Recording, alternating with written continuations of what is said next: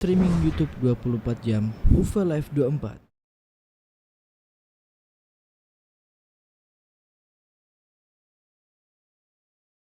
Yahdihillahu fala mudilla lahu wa may yudlil fala hadiya lahu. Asyhadu an la ilaha illallah wahdahu la syarika lah wa asyhadu anna Muhammadan abduhu wa rasuluhu la nabiyya ba'dah.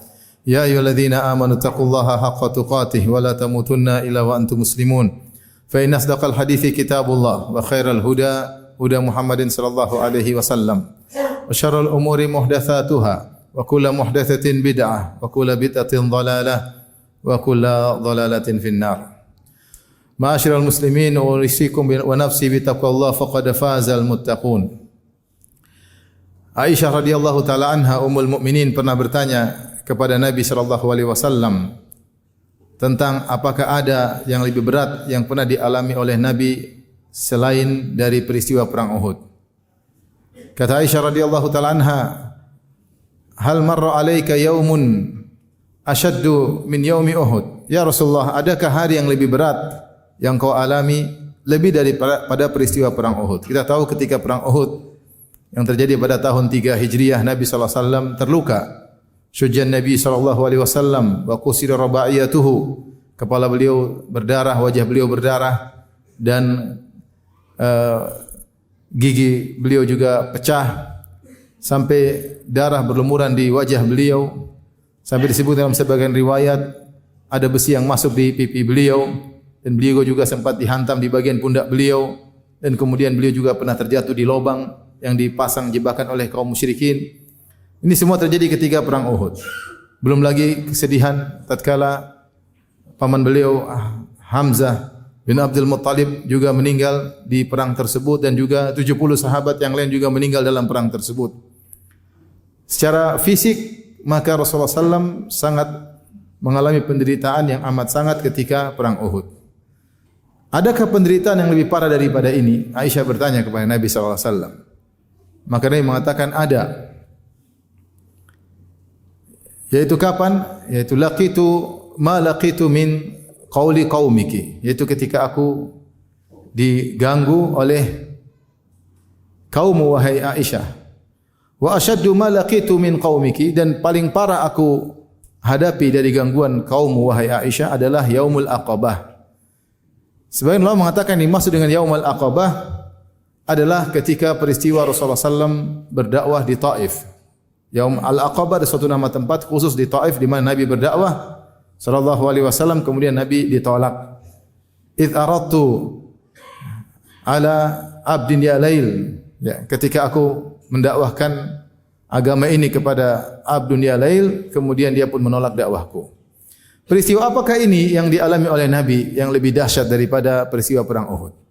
Yaitu peristiwa rihlah dakwiyah. Rasulullah SAW berdakwah menuju ke Taif pada tahun 10 kenabian, yaitu sebelum berhijrah sekitar 3 tahun pada bulan Syawal. Di tahun tersebut para ulama menamakan tahun ke-10 kenabian dengan Amal Huzn, yaitu tahun kesedihan. Kenapa disebut dengan nama tahun kesedihan?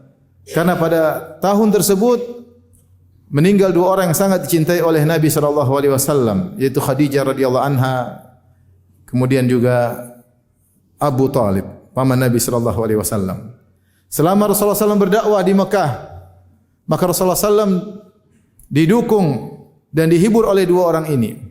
Kalau Nabi pulang ke rumah, maka ada istri yang sangat solehah yang menjadi pelipur lara bagi Nabi sallallahu alaihi wasallam, yang menghilangkan kesedihan Nabi sallallahu alaihi wasallam. Dialah Khadijah radhiyallahu taala anha, istri yang tidak pernah mengangkat suara di hadapan Nabi sallallahu alaihi wasallam, istri yang menyerahkan seluruh hartanya untuk dakwah kepada Nabi sallallahu alaihi wasallam, istri yang begitu tegar mengurusi anak-anak Nabi Muhammad sallallahu alaihi wasallam sementara suaminya berdakwah di luar sana. Sehingga setiap Nabi diganggu oleh orang-orang Quraisy, Nabi pulang, maka Nabi ketemu dengan istri yang solehah yang menenangkan dirinya. Ternyata istri yang sangat dia cintai tersebut meninggal dunia. Kemudian jika di luar, orang-orang Quraisy tidak berani menyakiti fisik Nabi sallallahu alaihi wasallam. Kenapa? Karena ada paman Nabi, Abu Talib, yang pasang badan untuk membela Nabi Muhammad sallallahu alaihi wasallam, rela mati untuk membela Nabi Muhammad sallallahu alaihi wasallam. Karena Abu Talib juga masih musyrik, maka orang-orang kafir segan kepada Abu Talib. Mereka tidak berani melawan Abu Talib, sehingga mereka tidak berani mengganggu fisik Nabi sallallahu alaihi wasallam. Akhirnya Abu Talib pun meninggal dunia. Dan Allah sebutkan dalam Al-Qur'an, innaka la tahdi man ahbabta. Kau tidak bisa beri petunjuk kepada orang yang kau cintai. Allah sebutkan bagaimana Nabi sallallahu alaihi wasallam sangat cinta kepada Abu Talib. Ketika dua orang ini telah meninggal dunia di tahun yang sama dengan jarak yang sebentar, maka jika Nabi pulang ke rumah tidak ada lagi yang menghiburnya. Jika Nabi keluar berdakwah, maka orang Quraisy mulai berani mengganggu secara fisik Nabi sallallahu alaihi wasallam. Ketika Nabi sallallahu alaihi wasallam sedang salat di Ka'bah, yang sebelumnya mereka tidak berani mengganggu fisik Nabi sallallahu alaihi wasallam, maka mereka mulai berani mengganggu Nabi sallallahu alaihi wasallam. Abu Jahal datang ingin menginjak leher Nabi sallallahu alaihi wasallam, tapi kemudian malaikat mencegahnya. Kemudian juga Uqbah bin Abi Mu'aid, ketika orang kafir Quraisy sedang duduk-duduk kumpul-kumpul, mereka melihat Rasulullah SAW sedang salat, maka mereka berkata, siapa di antara kalian yang berani mengambil isi perut onta kemudian letakkan di pundak Muhammad ketika dia sedang sujud? Maka bangkitlah Uqbah bin Abi Mu'aid, sang kafir. Maka dia pun pergi ke rumah seorang Quraisy mengambil isi perut onta yang baru disembelih kemarin atau baru saja disembelih, kemudian diletakkan isi perut onta tersebut dengan penuh kotoran di pundak Nabi sallallahu alaihi wasallam sementara Nabi sedang bersujud. Maka Nabi sallallahu alaihi wasallam tidak bergeming dalam sujudnya. Terus Nabi sujud, tidak mengangkat kepalanya, karena kalau beliau mengangkat kepala, kotoran semakin berhamburan di Masjidil Haram. Sampai akhirnya dikabarkan kepada Fatimah bahwa ayahmu sedang diganggu. Maka Fatimah radhiyallahu anha pun datang segera membersihkan kotoran tersebut dari pundak ayahnya. Kemudian dia balik menghadapi orang-orang Quraisy sementara dia masih kecil. Lalu dia mencaci maki orang-orang Quraisy tersebut, membela ayahnya. Ini adalah di antara kesedihan yang dialami oleh Nabi setelah wafatnya Abu Talib. Nah, ketika dakwah di Mekah semakin tertutup, orang-orang kafir Quraisy semakin berani kepada Muhammad sallallahu alaihi wasallam setelah wafatnya Abu Talib. Maka Rasulullah SAW berfikir untuk mencari lahan dakwah di tempat yang lain. Yang Nabi tidak pernah berdakwah sebelumnya di luar kota Mekah. Akhirnya Rasulullah SAW berfikir untuk berdakwah ke negeri Taif. Maka beliau pun diam-diam berjalan menuju ke negeri Taif pada bulan Syawal di tahun 10 Hijriah. Berjalanlah beliau bersama Zaid ibn al-Harithah, budaknya Zaid bin al-Harithah yang kemudian dimerdekakan oleh Nabi sallallahu alaihi wasallam, yang sangat dia cintai, yang sempat dijadikan sebagai anak angkat Nabi sallallahu alaihi wasallam. Mereka berjalan berdua, tidak menggunakan tunggangan, pergi ke Taif dan jaraknya kira-kira 100 km. Kenapa Nabi tidak pakai tunggangan? Khawatir dijadikan bahan ejekan oleh orang Quraisy. Muhammad sudah gagal di Mekah, kemudian akan pergi ke negeri lain dan mereka akan senang gembira dengan perginya Muhammad ke kota yang lain. Oleh kerana Nabi sallallahu alaihi wasallam dan Zaid bin Harithah berjalan diam-diam menuju ke kota Taif. Berangkatlah mereka ke kota Taif dengan berjalan kaki dengan jarak kurang lebih 100 km. Sampai di sana maka Nabi sallallahu alaihi wasallam berusaha mendakwai para pembesar kota Taif. Maka datanglah beliau kepada abna Amr bin Umair, anak-anak dari Amr bin Umair, yaitu para pembesar kota Taif dari kabilah Thaqif. Anak-anak tersebut namanya Abdul Yalail, Habib dan Mas'ud. Harapan Nabi jika para pembesar kota Taif ini masuk Islam, maka bawahan-bawahan mereka juga akan ikut kepada mereka. Namun apa yang terjadi ketika Nabi SAW datang kepada mereka, menawarkan Islam kepada mereka, maka mereka ternyata di luar dugaan menghina Nabi SAW dengan hinaan yang luar biasa. Di antara mereka ada yang berkata, "Ama wajadallahu ghairaka?" Apakah tidak ada orang lain yang Allah utus untuk menjadi Rasul? Kok kamu yang menjadi Rasul, wahai Muhammad? Ini hinaan luar biasa. Kok kamu yang diutus menjadi Rasul?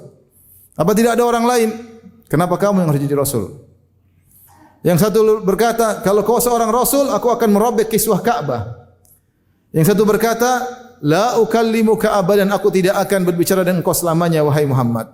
Kalau kau seorang Rasul, maka bahaya aku membantahmu. Dan jika kau seorang pendusta, maka berbahaya juga aku berbicara denganmu. Akhirnya ketiga orang ini pun menolak dakwah Rasulullah sallallahu alaihi wasallam. Dan Rasulullah berwasiat kepada mereka, kata Rasulullah sallallahu alaihi wasallam, "Akhfu anni." Tolong sembunyikan kejadian ini rahasiakan. Maksudnya apa? Agar Nabi SAW tidak malu berita ini sampai kota Mekah.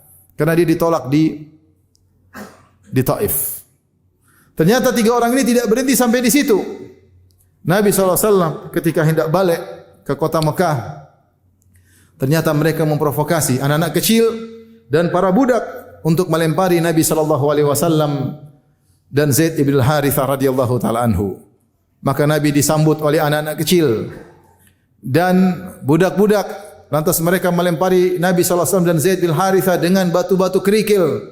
Zaid bin Harithah radhiyallahu anhu berusaha menangkis lemparan-lemparan tersebut, namun apakah daya beliau tidak mampu karena lemparan terlalu banyak, sehingga akhirnya melukai Zaid bin Harithah, melukai kaki Nabi SAW. Juga sempat terkena kepala Nabi SAW sehingga berdarah. Dan Rasulullah SAW pun berjalan dengan dihina oleh mereka yang melempar Nabi SAW, bahkan diserahkan kepada anak-anak kecil dan juga kepada budak-budak.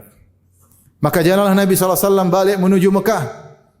Rasulullah SAW dengan penuh kesedihan. Ya. Sebutkan Rasulullah SAW berkata, "Fa'antaliqu, aku pun pergi meninggalkan kota Taif. Wa ana mahmumun ala wajhi, dan aku dalam kondisi sangat sedih. Falam astafiq illa inda qarni tha'alib, dan aku tidak sadar kecuali aku sudah tiba di qarni tha'alib." Rasulullah SAW seperti sedih, enggak tahu apa yang dia lakukan. Begitu puncak kesedihan beliau berjalan, tidak sadar tiba-tiba beliau sudah di Qarni Tha'alib. Qarni Tha'alib itu kurang lebih 35 km dari Taif. Ya. Tiba-tiba fa idza ana bi sahabatin qad adhallatni. Tiba-tiba ada awan yang telah menaungiku. Fa idza bihi Jibril fanadani. Tiba-tiba di awan tersebut ada malaikat Jibril. Kemudian dia memanggilku. Dia mengatakan, "Inna Allah qad sami'a qawla qaumika laka." Sungguhnya Allah telah mendengar perkataan kaummu tentang engkau wahai Muhammad. Wa inna Allah qad ba'atha ilaika malakal jibal lita'murahu bima syi'ta fihim. Sungguhnya Allah telah mengirim kepada engkau malaikat gunung untuk engkau perintahkan malaikat tersebut yang kau kehendaki terhadap kaummu. Maka malaikat gunung pun mengucapkan salam kepada Nabi Muhammad sallallahu alaihi wasallam. Kemudian dia berkata, "Dzalika fi ma syi'ta ya Rasulullah." Terserah apa yang kau kehendaki. La in syi'ta la utbiqanna alaihimul akhshabain. Kalau kau berkehendak, aku angkat 2 gunung ini dan aku timpakan kepada mereka, penduduk Mekah dan penduduk Taif yang telah menyakitimu. Subhanallah. Tawaran malaikat gunung untuk membinasakan penduduk kota Mekah dan penduduk kota Taif. Apa kata Nabi SAW? Nabi yang Rauf Rahim, yang Allah mengutusnya, "Wa ma arsalnaka illa rahmatan lil alamin." Tidaklah mengutus engkau kecuali sebagai rahmat bagi alam semesta. Apa kata Nabi SAW? "La'alla Allah yukhriju min aslabihim man ya'budullaha wahdahu wa la yusyriku bihi syai'a." Jangan, kata Nabi, semoga Allah mengeluarkan dari sulbi mereka, dari keturunan mereka, orang-orang yang beribadah kepada Allah semata dan tidak berbuat syirik sama sekali. Dan benar, ternyata keluar dari keturunan mereka orang-orang hebat yang membela Islam dan bahkan berjihad di jalan Islam. Disebutkan ketika Nabi SAW dalam kondisi sedih, maka dia berdoa kepada Allah Subhanahu wa taala dengan doa yang diriwayatkan dalam buku-buku sirah. Dia mengatakan, "Ashku ilaika dha'fa quwwati." Ya Allah, aku mengeluhkan kepada Engkau lemahnya kekuatanku. Wa qillata hilati, dan sedikitnya kemampuanku. Daya upayaku sedikit ya Allah. Wa hawani 'alan nas, dan bagaimana rendahnya aku di hadapan manusia, orang-orang merendahkanku, orang-orang menghinaku. Ya Arhamar Rahimin, wahai Zat yang Maha Penyayang. Anta Arhamur Rahimin, Engkau adalah Zat yang paling Maha Penyayang. Ila man takiluni, kepada siapa Engkau serahkan jiwaku ya Rabb. Ila aduwin yatajahamuni, apakah Kau serahkan diriku kepada musuh yang berbuat kasar kepadaku? Au qaribin malaktahu amri, atau Kau serahkan aku kepada orang dekat yang Kau beri mereka berkuasa kepadaku. illam takun alayya ghadbanan fala ubali. Tapi ya Allah, Nabi berkata, seandainya aku dihinakan, seandainya aku dikasarin, yang penting kau tidak murka kepadaku, fala ubali, aku tidak peduli. Illam takun alayya ghadbanan fala ubali, jika kau tidak murka kepadaku ya Allah, aku tidak peduli. Ghaira anna afiyataka awsa'uli, hanya saja keselamatan darimu lebih aku sukai. A'udzu bi nuri wajhika alladhi, aku berlindung kepada dengan nur cahaya wajahmu, alladhi asyraqat dhulumat, yang telah menjadikan kegelapan terang benderang. Wasaluha alaihi amrud dunya wal akhirah, dengan cahaya wajahmu maka baiklah seluruh perkara dunia dan akhirat. Antunzila bi ghadabi, aku berlindung kepada engkau jangan sampai kau murka kepadaku. Au tuhilla alayya sakhatak, dan jangan sampai kau murka kepadaku. Lakal utba hatta tarda, aku terus akan berusaha untuk mencari keridhaanmu ya Allah. Wala hawla wala quwwata illa bik, dan tidak ada daya dan upaya kecuali darimu. Rasulullah sallallahu alaihi wasallam menyerahkan urusannya semua kepada Allah Subhanahu wa taala. Kemudian beliau terus melanjutkan langkah kakinya sampailah beliau terus berjalan kemudian beliau tiba di suatu lembah namanya Wadin Nakhlah. Aqulu qawli hadza astaghfirullah li wa lakum wa li sa'iril muslimin min kulli dhanbin wa khati'ah fastaghfiruhu innahu huwal ghafurur rahim.